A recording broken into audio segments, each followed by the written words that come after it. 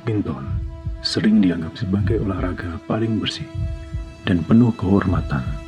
Namun, di balik smash ikonik dan rally panjang yang memukau, terdapat bayang-bayang gelap yang mengintai.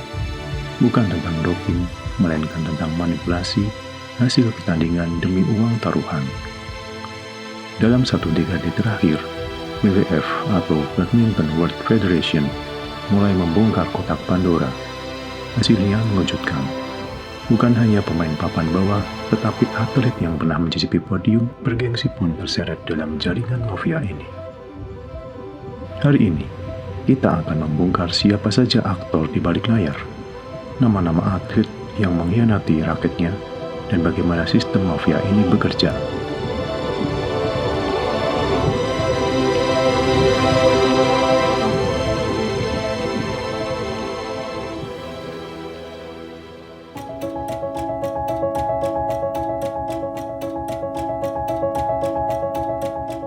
Kita mulai dari tahun 2018.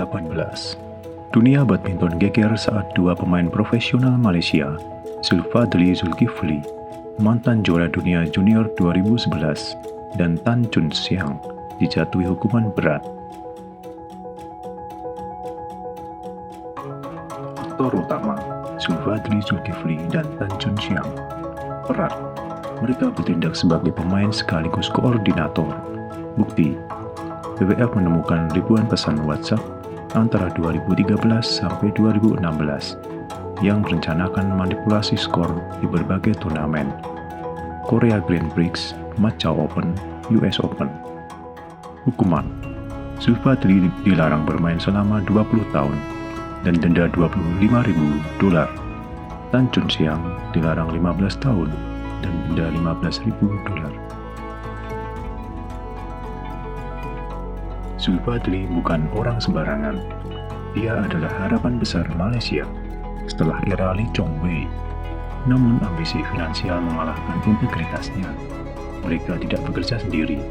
Mereka terhubung dengan sindikat taruhan ilegal di Asia Tenggara.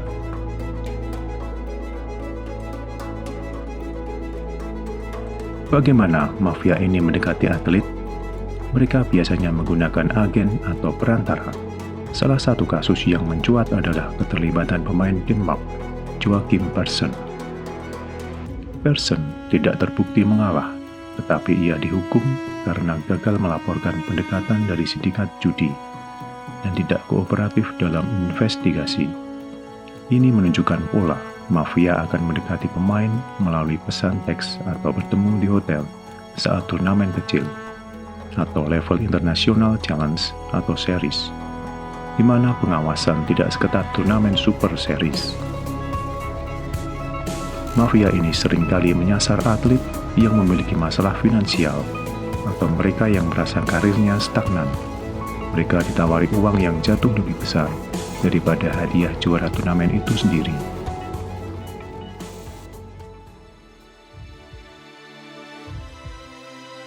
Januari 2021 menjadi noda hitam bagi bulu tangkis Indonesia. WWF merilis laporan tentang 8 pemain Indonesia yang terlibat dalam pengaturan skor dan manipulasi pertandingan. Nama-nama yang terlibat: Hendra Tanjaya sebagai koordinator utama, Ivandi Danang, Andrew Yunanto, Skartaji Putri, Mia Mawarti, Fadila Afni, Aditya Dwiantoro, Agripina Prima Rahmanto Putra. Hendrayana Tanjaya diidentifikasi sebagai aktor intelektual yang mengatur rekan-rekannya. Menariknya, nama Agripina Prima, pemain berbakat yang punya gaya eksentrik, ikut terseret. Meski ia membantah terlibat aktif mengatur skor, ia dihukum karena mengetahui adanya praktik tersebut, namun tidak melapor. Hukuman: Hendra, Ivandi, dan Andrew dilarang berkecimpung di badminton seumur hidup.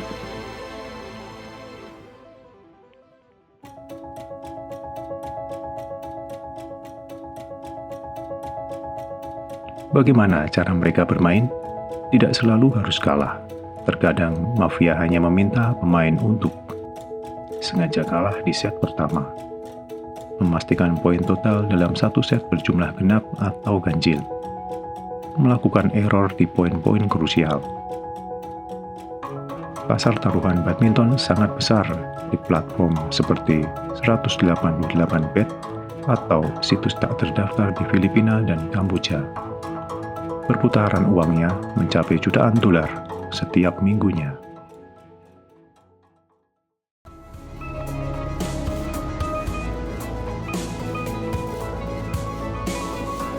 BWF kini semakin memperketat pengawasan melalui unit integritas mereka. Namun, selama hadiah turnamen di level bawah masih sangat kecil dibandingkan biaya operasional atlet, celah bagi mafia akan selalu ada. Kasus-kasus ini adalah pengingat bahwa prestasi tanpa integritas hanyalah sampah. Siapa lagi yang akan menyusul? Kita harap tidak ada lagi. Jangan lupa klik like, subscribe, dan nyalakan lonceng untuk update seputar dunia badminton lainnya. Menurut kalian, apakah hukuman seumur hidup sudah cukup adil? Tulis di kolom komentar.